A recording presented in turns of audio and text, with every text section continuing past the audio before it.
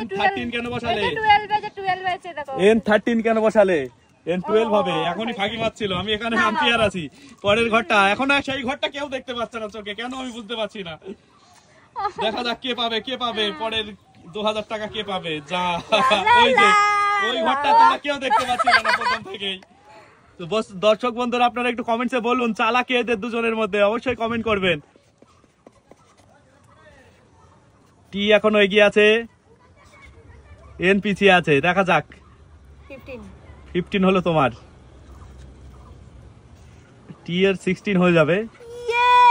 দুটো ঘর দুটো ঘর গেল একটা ঘরে। কত হবে 16?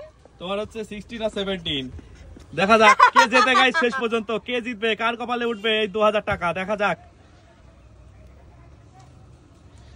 না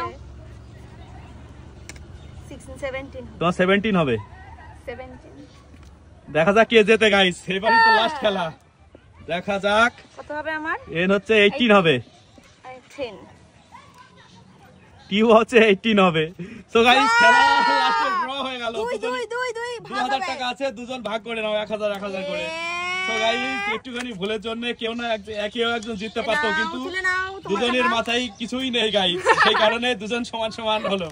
না আমি একটু আগিয়ে ছিলাম, দুজনের মাথায় কিছুই নেই, সেই জন্য দুজনই সমান সমান হলো। আপনারা কমেন্ট করে বলুন গাইস কে বুদ্ধিমান দুজনের মধ্যে। Good bye, tata.